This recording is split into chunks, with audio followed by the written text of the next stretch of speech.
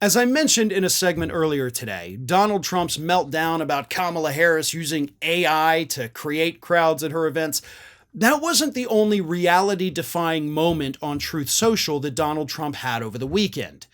In fact, it was just one of many.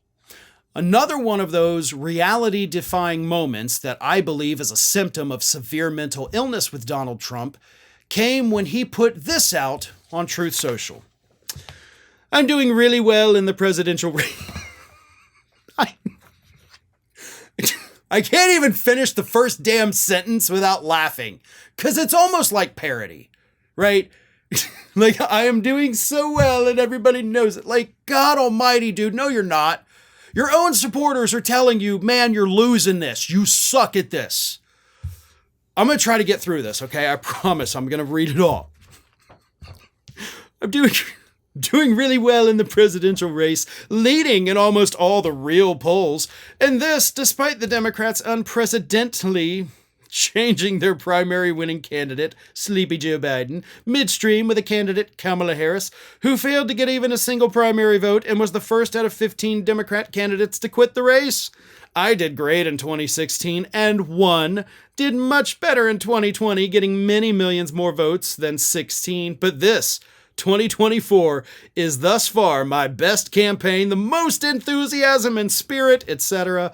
My team is doing a great job despite the constant 8-year obstacle of dealing with the fake news and low self-esteem leakers. We are going to win big and take our country back from the radical left losers, fascists, and communists. We will very quickly make America great again. Oh boy. By the way, that post was up for 24 hours and it only had 2,000 shares. Like, Truth Social is a dying platform. In fact, they actually just reported that for the last quarter, they lost $16 million and brought in under $1 million in revenue. Yeah, their stock price is not doing well now. But anyway, nobody's using it. And that's why nobody cared about Donald Trump posting this. But it's important because once again, it shows that this man is denying the very reality in which the rest of us live. He is not beating Kamala Harris in all the so-called real polls. You're losing to her in every poll. The only one poll in the last 2 weeks where you beat her, and this was like a week and a half ago at this point, was the Rasmussen poll, which of course skews far to the right. Studies have proven Rasmussen skews to the right, and you didn't even have 50% of the vote in that poll. Every other poll, and by God, I mean every other poll, has Kamala winning nationally. She has now overtaken you in a vast majority of the swing states. Georgia is now in play, whereas when it was Biden, it was not in play anymore. She's gaining on you in North Carolina. She has overtaken you in Pennsylvania. And as I've said multiple times recently, the last few polls, multiple polls at this point, another one came out Monday, she's beating you on the issue of who do you trust to handle the economy. That was the one thing Trump had. Even when Harris was beating him in all the polls still showed voters trusted Trump more on the economy than Harris. And that could have been the X factor in this year's election. It's gone. They trust her. They don't trust him.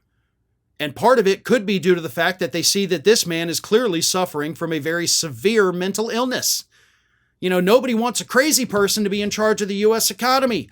Nobody wants a reality-denying buffoon to institute our monetary and fiscal policies, right? That's not a smart move. But this is what it is now.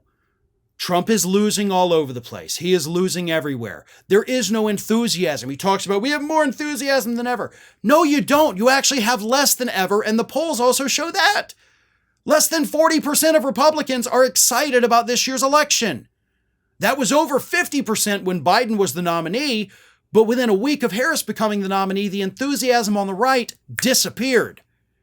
So he's lying about everything in this, because he denies reality.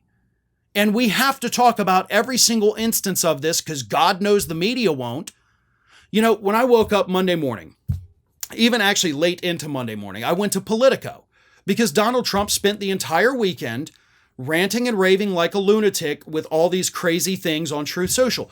Politico, one of the top political news websites in the country, didn't have a single story about any of them. Not effing one. Not a single one. Oh, they had some things. Kamala's got some issues to deal with here. Bullcrap. The media is not giving enough attention to Donald Trump's very clear and obvious mental decline. So I will talk about it every chance I get. I will hammer it into people's heads with my words. Because this man is not well. And everybody in this country needs to understand that. Hi, everyone. This here is little Athena. And Athena would like to know why you haven't subscribed to Fair and Balanced yet. So please, don't let Athena down. Subscribe today.